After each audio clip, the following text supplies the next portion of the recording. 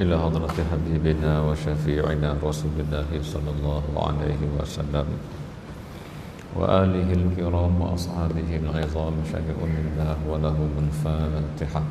أعوذ بالله من الشيطان الرجيم. بسم الله. الحمد لله رب العالمين الرحمن الرحيم. إياك نعبد وإياك نستعين نستقيم صراط الذين أنعمت عليهم غير المغضوب عليهم ولا الضالين. بسم الله الرحمن الرحيم. الحمد لله رب العالمين والصلاة والسلام على سيد المرسلين سيدنا محمد وعلى آله وصحبه أجمعين. سبحانك لا علم لنا إلا ما علمتنا إنك أنت العليم الحكيم. اللهم ارزقنا فهم النبيين وحفظ المرسلين وإلهام الملائكة المقربين. اللهم افتح علينا فتوح العارفين. اللهم افتح علينا فتوح العارفين. اللهم افتح علينا فتوح العارفين. أما بعد. السلام عليكم ورحمة الله وبركاته. بسم الله الرحمن الرحيم. قال المصنف رحمه الله تعالى ونفعنا به وبعلومه في الدارين آمين يا رب العالمين. Syahdan, maka engkau fikirlah daripada kejadian dirimu dan ikhtilaf ahwalmu dan sifat kamu, dan apabila yakinlah kamu daripada yang demikian itu, maka yakinlah kamu bahawasanya Allah Subhanahu wa ta'ala itu menjadikan dirimu. Kerana sabda Nabi Muhammad sallallahu alaihi wasallam, man arafa nafsahu faqad arafa rabbahu. Baik. Bismillahirrahmanirrahim. Qala al-musannif rahimahullahu ta'ala wa nafa'ana bihi wa bi'ulumihi fid darain amin ya rabbal alamin. Syahdan, lanjutan daripada itu, maka engkau fikirlah. Fikirlah artinya engkau renung-renungkanlah. Dalam tasawuf dikatakan maka engkau fikirlah dengan pertolongan nur sifat basar yang ada pada hatimu. Yaitu sifat basar itu ada pada Allah. Tetapi nur daripada sifat basar itu ada pada makhluk yang menjadi tanda tentang Allah bersifat basar. Bagaimana seseorang hamba itu dapat mengetahui dan merasai bahawa Allah bersifat dengan basar? Maka dilihat basar yang ada pada dirinya, yaitu dilihatnya dia memiliki mata yang boleh melihat dan dia memiliki hati yang boleh menilik. Maka dengan hati yang boleh menilik ini tidak ada mata tetapi boleh memikir. Kemudian lagi pula mata yang dilihat ini melihat sesuatu, maka apabila dikatakan melihat, maka kita dapat mengetahui inilah dinamakan melihat, yaitu apabila nampak dengan mata kepalanya apa jua yang ada di sekeliling. Maka Allah bersifat basar, artinya Allah itu melihat segala-galanya. Hatta yang dilihat itu adalah hati manusia yang sedang bergerak memikir sesuatu. Yang dirasai oleh seseorang itu adalah pemikiran yang terbit daripada hati. Seperti dia kata, saya lepas kuliah ni nak ke mana? Nak pergi minum teh, contoh dia, kedai mamak. Hati kecil berkata, kita merasai apa yang difikir, apa yang tercetus di hati kecil. Tetapi Allah tidak sekadar mengetahui, tetapi Allah melihat dengan sifat basarnya cetusan hati tersebut. Maka ulama sufi mereka mengatakan, maka engkau fikirlah. Fikir yang macam mana? Lihat dengan matamu. Dan setelah itu maklumat yang kau lihat dengan mata itu, maka dibawa ke dalam hatimu untuk meneliti apa yang engkau lihat. Itu dia kata fikir. Maka ulama sufi mengatakan, dengan apakah mereka melihat? Dengan biji mata. Bukan biji mata tu orang yang buta pun ada biji mata tetapi tidak dapat melihat. Tetapi melihat itu adalah dengan nur yang diletakkan oleh Allah di dalam mata seseorang, dan nur yang diletakkan oleh Allah di dalam hati seseorang, sehingga dia boleh menilik, boleh dia mencetuskan sesuatu daripada apa yang dia lihat. Maka ulama sufi, ya, kerana lanjutan daripada ini dia mengatakan, man arafa nafsahu faqad arafa rabbahu. Ini khilaf di kalangan ulama, adakah dia hadis atau bukan hadis. Tetapi ini adalah kalam daripada ulama sufi. Maka dia kata, bila mana engkau melihat dengan mata kepalamu, setelah itu dibawa ke dalam hatimu untuk menilai. Seandainya nilaian itu membawa kepada nafsu semata-mata, maka itu akhirnya merosakkan engkau.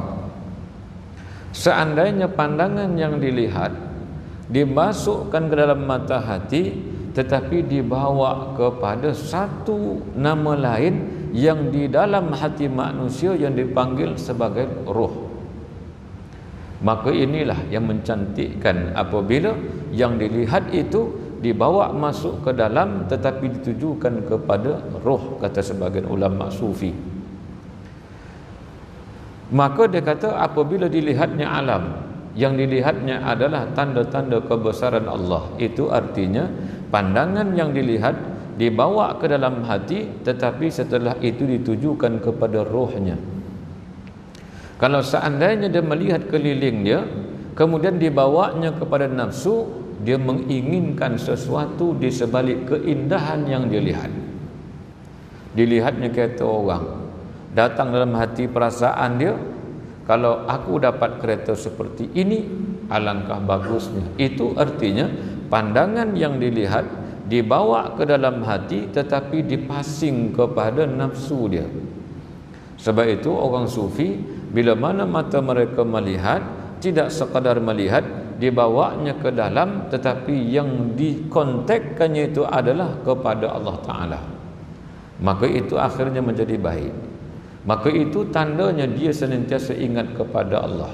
Itu dikatakan sebagai hubungan seorang hamba dengan Tuhan yang tidak pernah putus, iaitu apa yang dilihat dibawanya kepada Allah, apa yang dilihat dikembalikannya kepada Allah. Dilihatnya satu orang yang rajin sembahyang, yang dilihatnya adalah itu adalah kekuasaan Allah, itu adalah kehendak daripada Allah, itu adalah daripada takdir Allah. Kalau dilihatnya orang sembahyang, datang perasaan nak mengacau, itu dibawa kepada nafsu dia, bukan kepada Allah. Itu artinya yang dilihat apa jua akhirnya pergi kepada nafsu dia, semakin teruk perangai dia. Maka untuk mendapatkan pemikiran yang seperti itu, pemikiran yang sejernih itu, maka ulama sufi menyediakan dia punya manual dia. Apa dia? Zikir dan tariqah. Itu akhirnya bawa kepada zikir, bawa kepada tariqah. Tujuannya membersihkan hati tadi supaya apa yang dilihat, yang dibawa adalah kepada Allah. Baik. Maka ulama mengatakan, syahdan, maka engkau fikirlah tadi dengan cara tadi, lihat dengan mata, bawa ke dalam hati, dia tuju semula kepada Allah Ta'ala, bukan kepada diri dia. Nah, apa jua yang dia dapat, maknanya kepandaian yang dia ada, kesenian tangan dia, dilihatnya dia pandai menulis dengan tulisan yang sangat cantik, dia kalau bawa kepada nafsu dia, datang riya.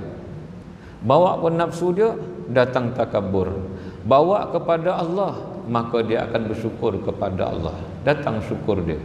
Sebab itu ulama sufi untuk mendapatkan supaya bersyukur kepada Allah. Itulah pentingnya wirid, pentingnya salawat, pentingnya istighfar, membersihkan hati dia supaya apa yang dilihat itu dituju semula kepada Allah. Kalau dituju kepada nafsu dia, itu datang riak. Tulis lawa-lawa tunjuk ke orang, tengok aku tulis lawa tak. Nah, akhirnya dia musuh orang puji dia. Dah, ceritakan kehebatan-kehebatan dia, menceritakan tentang bangun malam dia. Sebab apa? Karena apa yang dilihat itu tidak dibawa kepada ruh dia, tidak ditujukan kepada Allah, tetapi ditujukan kepada nafsu dia. Sebab itu ulama dia ada manual dia, ada cara dia supaya membersihkan hati dia. Dia buat zikir yang jahar, zikir yang kuat supaya mengetuk batu yang ada dalam hati dia. Iaitu kan dalam hadis menyebutkan satu dosa dibuat maka hitam hati dia. Buat dua dosa maka titik hitam lagi bertambah. Semakin banyak dosanya semakin hitam hati dia. Membersihkan karat daripada hati tersebut, maka mereka mengatakan tidak ada cara lain melainkan dengan zikir. Zikirnya macam mana? Oleh karena hatinya penuh dengan karat ini, maka zikirnya adalah zikir yang jahar, zikir yang kuat. Akhirnya setelah hati menjadi bersih, dibawa lagi zikirnya. Akhirnya zikirnya bertukar menjadi sir, bertukar menjadi perlahan. Maka hatinya semakin jernih, semakin jernih, semakin jernih. Maka kejernihan itu terpancar di wajah orang yang rajin berzikir, rajin ingat kepada Allah. Dilihatnya apa saja bawa kepada Allah, diingat pada kontaknya kepada Allah. Maka akhirnya orang ni apa dia? Dia uzkuruni azkurkum. Dan wala zikrullahi akbar. Orang ini iaitu ingatannya tidak pernah putus kepada Allah. Adakah dia dengki? Tak dengki. Yang jadi dengki ni macam mana? Bila bawa kepada nafsu dia. Tanda pergi ke nafsu macam mana? Datang riak. Datang perasaan riak, datang perasaan dengki, datang perasaan hasad. Artinya yang dilihat dengan mata itu tidak dibawa kepada Allah, tetapi dibawa kepada nafsu. Itu pengenalan dia. Itu pengenalan dia. Kalau seandainya datang riak, artinya pandangan mata tersebut tidak dibawa ke dalam hatinya, tidak disambungkan, tidak ditujukan kepada Allah Ta'ala. Baik. Yang dilihat apa dia? Daripada kejadian dirimu. Kejadian diri ini adalah ta'alluq sifat kudrat, iradat dan ilmu Allah. Baik. Yang itu nanti kita akan belajar bab ta'alluq. Yang ini sekadar dia kata sebagai pembukaan sahaja. Artinya bila melihat dengan mata kepala tadi, yang paling dekat dengan kamu nak lihat adalah diri kamu sendiri. Apa kata Al-Quran? Wa fi anfusikum afala tubsirun.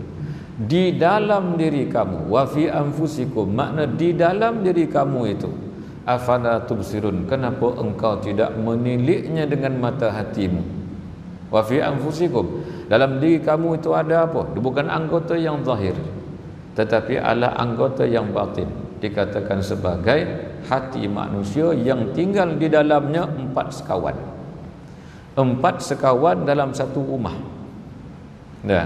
Ada dipanggil nafsu, ada dipanggil hati, ada dipanggil roh, ada dipanggil apa lagi? Akal.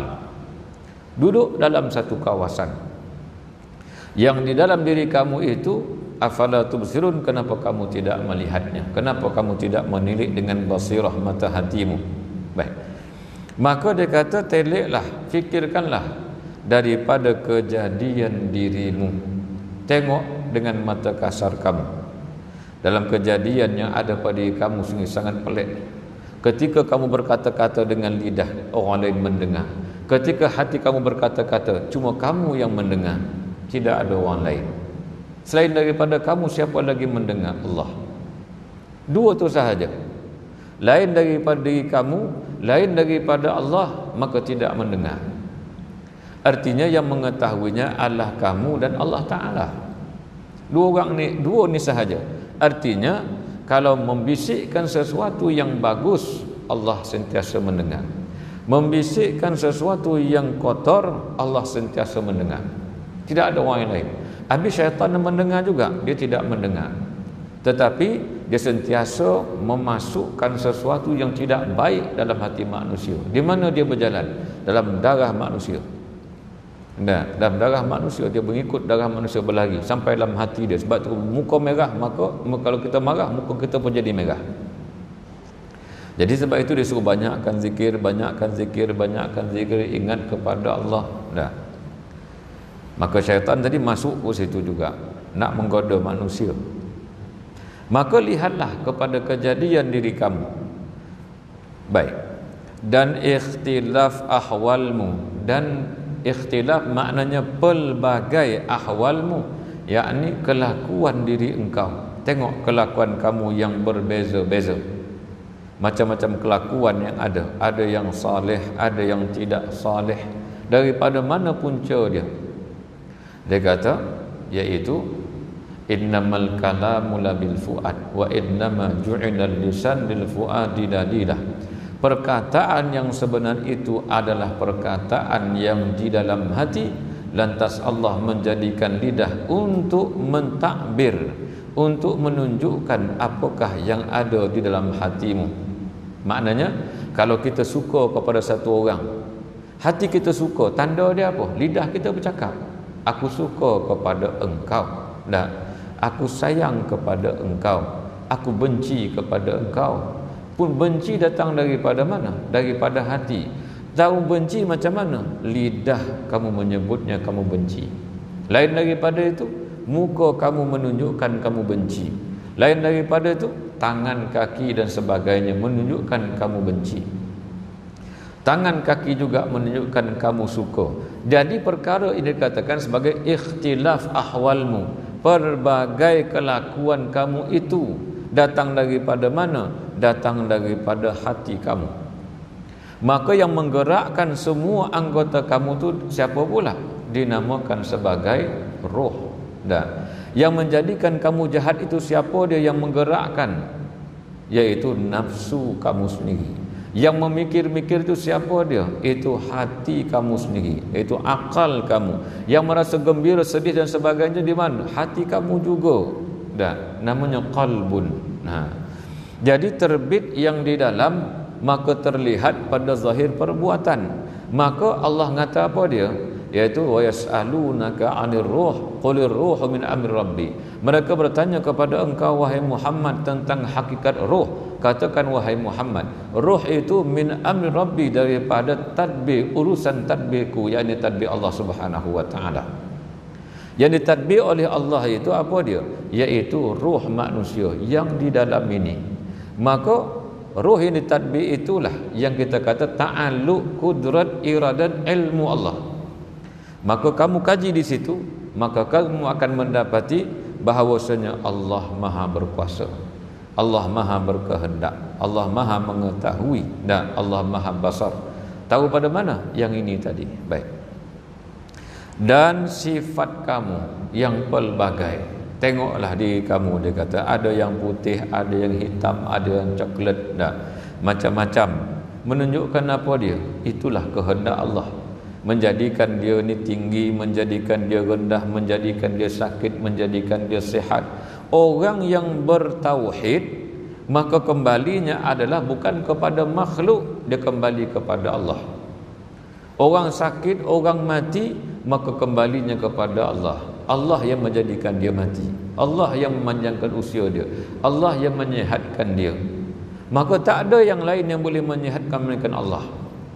Tidak ada lain yang boleh mematikan melainkan Allah. Itu kan pegangan tauhid kita. Tidak ada yang lain. Kita tidak pernah mengangkat yang lain daripada Allah sebagai Tuhan untuk menyihat dan mematikan kita. Baik. Maka kamu lihatlah di situ kejadian diri kamu yang di dalam, yang di luar diri kamu, tangan kamu, kaki kamu, hati kamu, ruh kamu, diri kamu, nafsu kamu, semua kamu lihat. Kamu akan mendapati bahawa Allah Maha Besar. Allah Maha Hebat. Manusia itu dhaif. Kenapa? Setelah engkau melihatnya kelemahan itu di dalam diri kamu, maka kamu akan mendapati Allah itu Maha berkuasa. Baik. Dan bila kita duduk di sini, orang lain tak boleh duduk di sini. Dah, kerana dah penuh kita duduk. Kalau saya duduk sini tuan-tuan kata berinyek sikit Ustaz. Tu berinyek tuan. Berinyek dia bahasa orang London. Berinyek ni makna dia ke tepi sikit. Berinyek sikit Ustaz, saya nak duduk. Tak boleh dah ni, dah penuh. Sebab kerana saya mengambil ruang. Maka Allah tidak mengambil ruang. Kerana itu sifat bagi makhluk mengambil ruang. Saya tidak boleh hidup tanpa tempat. Saya mesti ada tempat untuk saya bergerak ke sana kemari. Allah tidak bertempat. Maka kamu lihat diri kamu itu, maka kamu akan merasai Allah itu tidak bertempat. Baik. Kalau kita syarah panjang-panjang macam ni, jawabnya 2 bagi. Kan? Dia kita baca laju lah. Baik. Dan apabila yakinlah kamu, maknanya apabila engkau telah yakin. Yakin tu apa dia? Iaitu tidak ada sebarang perubahan dalam keyakinan tersebut. Dia kata tu. Apabila yakinlah kamu, tidak ada sebarang perubahan tentang keyakinan, kemantapan hati kamu. Daripada yang demikian itu, iaitu berpunca daripada melihat kepada alam, melihat kepada diri sendiri tentang kebesaran Allah, maka yakinlah kamu tidak akan berubah lagi. Ini ma'rifat nama dia. Barulah ma'rifat. Maka yakinlah, maknanya ma'rifatlah kamu bahawasanya Allah Subhanahu wa ta'ala itulah yang menjadikan dirimu. Itu sebenar dia, akhir dia. Setelah engkau melihat alam yang di luar sana, alam yang begitu besar, melihat kepada awan yang bergerak, melihat kepada matahari, kepada bulan, kepada manusia, kepada haiwan, melihat kepada kejadian diri kamu yang sangat luar biasa itu, maka tahulah kamu, sampailah kita kepada makrifat dia. Apa dia? Allah lah yang menjadikan dirimu. Kalau Allah menjadikan diri kamu, artinya segala yang ada pada kamu itu di dalam pengetahuan Allah. Ketika tangan bergerak, ketika rambut kita panjang ditiup angin ke sana kemari, Allah tahu bila kala dia nak bergerak ke sana, nak bergerak kemari. Tahu tarikhnya, masanya, saatnya, detik setiap sesuatu. Ketika rambut bergerak, bukan rambut kita aja, rambut orang lain pun bergerak, baju orang lain juga bergerak. Allah tahu baju itu bergerak bila sekarang juga ke dah, yang lagi akan datang, lagi setahun, lagi 10 tahun, lagi 100 tahun, lagi 1,000,000 tahun, Allah dah tahu bila nak bergeraknya rambut tersebut, bila tarikh mati kita. Setiap saat tu di dalam pengetahuan Allah. Tak hebat ke Allah? Hebatlah. Barulah bila kita berzikir menyebut Allah, kita rasa gemetar. Sebab yang tahu tu kita Allah, lain tak tahu. Tetapi Allah bagi sesuatu kepada guru, contoh dia, bagi satu kepada wali Allah. Bila dia berzikir, kadang-kadang dia dapat rasa ini zikir orang yang kosong daripada ingat kepada Allah. Zikir kuat kan, tahlil masa orang meninggal, dia lebih kuat suara daripada tu imam. Kan? Imam tak kuat jantung, dia kuat lagi, tapi kosong, tak ada apa, kosong. Sebab dia sekadar menyebut, tak tahu apa dia sebut. Tapi kalau orang ahli tauhid, dia menyebut tadi itu sepatah disebut, tapi konteksnya ke dalam. Baik. Kemudian kerana sabda Nabi sallallahu alaihi wasallam, man arafa nafsahu faqad arafa rabbahu. Ini sambung ulama kita. Dia kata man arafa rabbahu faqad man arafa nafsahu faqad arafa rabbahu, man arafa rabbahu kalla lisanu. Dia kata siapa yang kenal akan dirinya, maka kenallah dia akan Allah Ta'ala. Barang siapa yang kenal dia akan Allah Ta'ala, maka keluarlah lidahnya daripada berkata-kata. Kan? Kalla lisanu. Dia kata keluar lidah nak berkata. Dah kenal dia kepada Tuhan. Sebab takut nak sebut apa pun dia takut. Nak sebut apa dia, nak mengata orang, nak maki orang, tak jadi. Sebab lidah ni pinjaman daripada Tuhan. Seolah-olahnya Allah mengatakan, aku tidak pernah menjadikan lidah itu tujuannya supaya engkau memaki orang lain. Aku tidak pernah menjadikan lidah itu untuk kau berbohong. Dan dalam hatimu itu ada yang baik, ada yang buruk. Nafsu kamu itu ada nafsu yang baik, ada nafsu yang buruk. Tapi kenapa tak usahakan menjadi nafsu yang baik, sehingga lidah kau menuturkan sesuatu yang baik.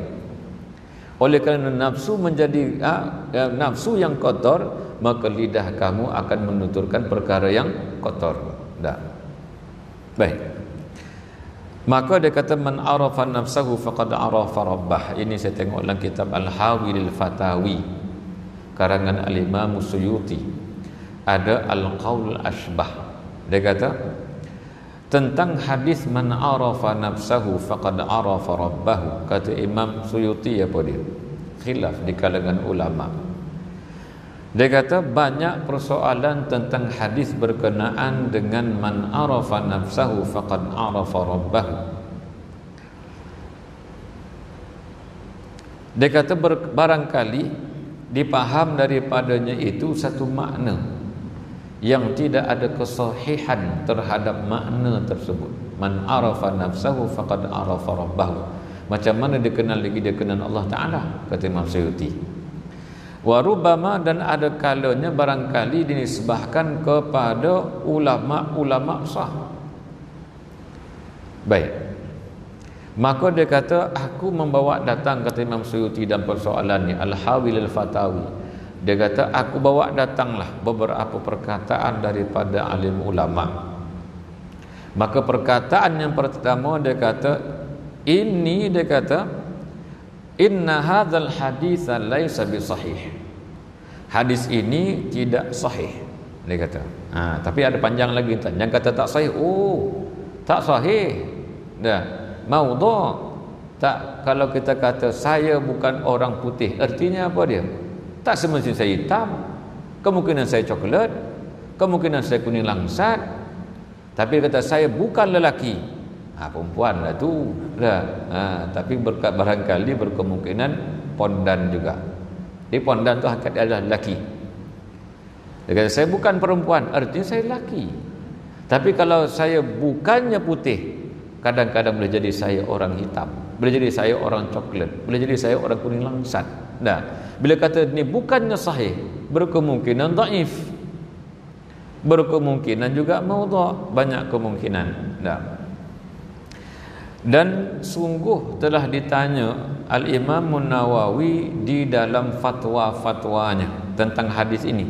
Man arafa nafsahu faqad arafa rabbahu, katanya innahu laisa bitsabitin. Hadis ini tidak sabit. Tidak sabit sebagai hadis. Wa qala Ibnu Taimiyah, berkata Ibnu Taimiyah, dia kata apa? Maudhu', madah jadi palsu, kata dia. Baik.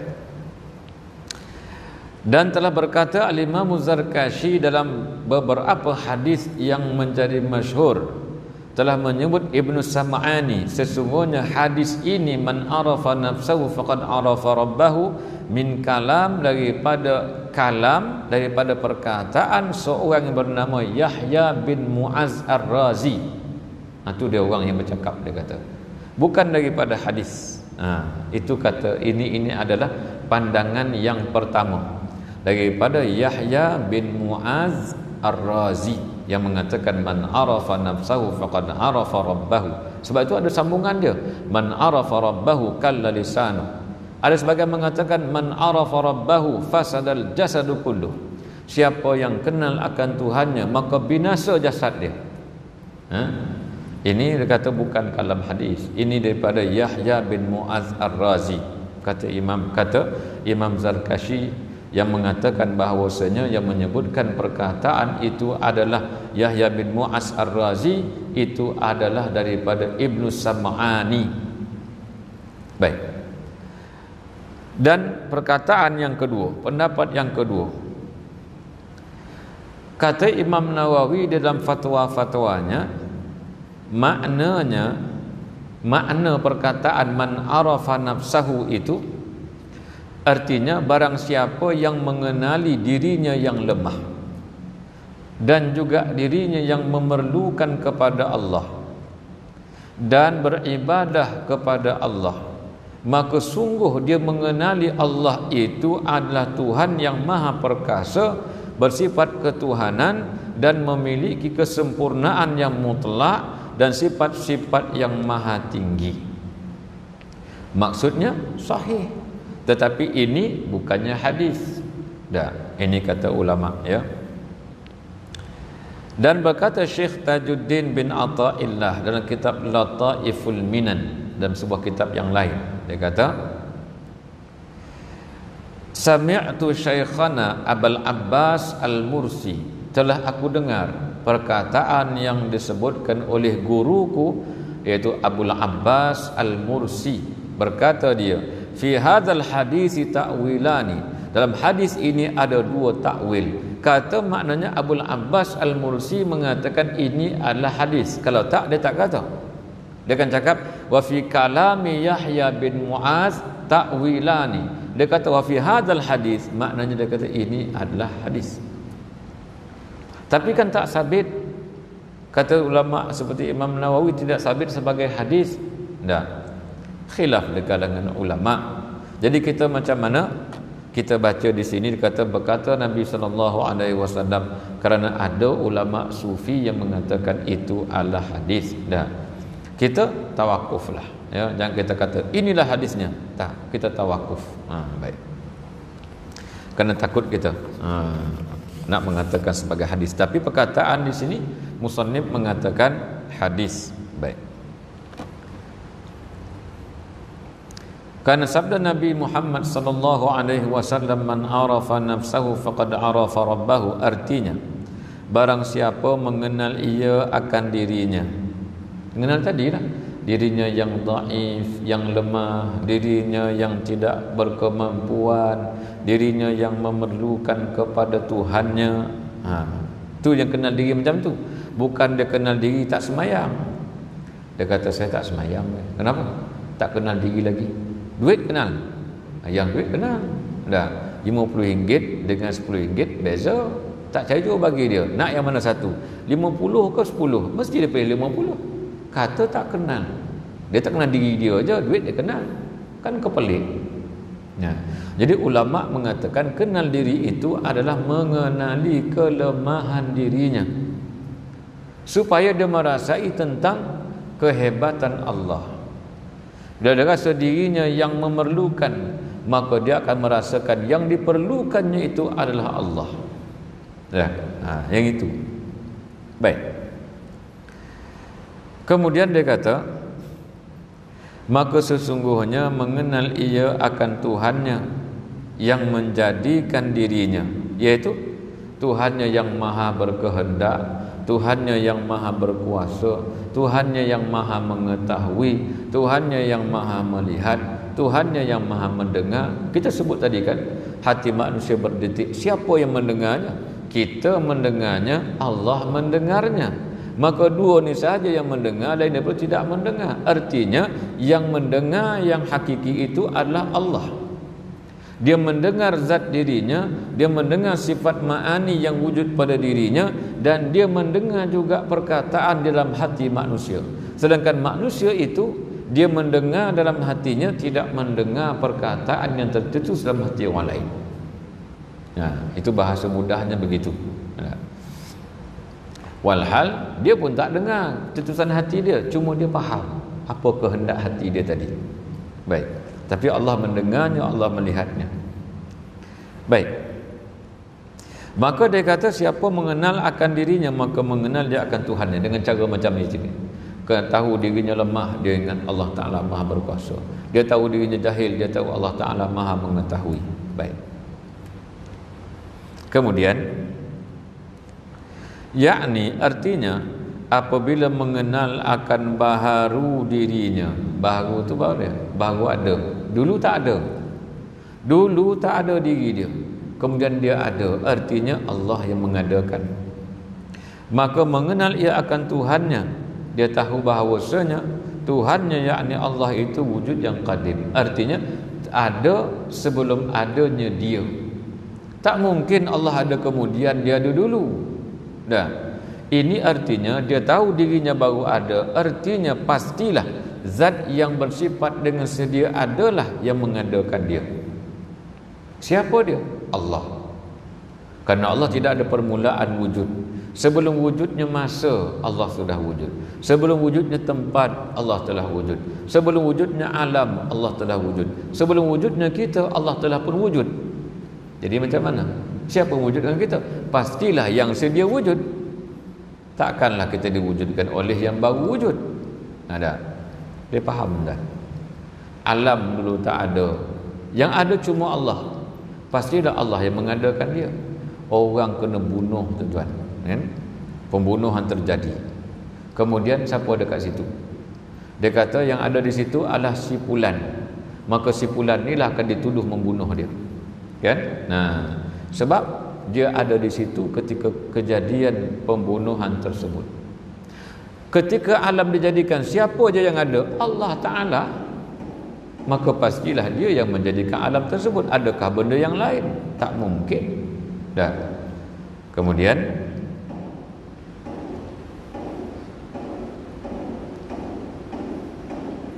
dan apabila mengenal ia akan dirinya dengan mengambil tempat dan menerima arad. Wallahu a'lam. Dah bunyi dah. Nanti kita ambil balik. Yakni apabila mengenal akan baharu dirinya, maka mengenal ia akan Tuhannya wujud yang qadim. Kita ambil daripada situ. Wallahu a'lam. Al-Fatihah.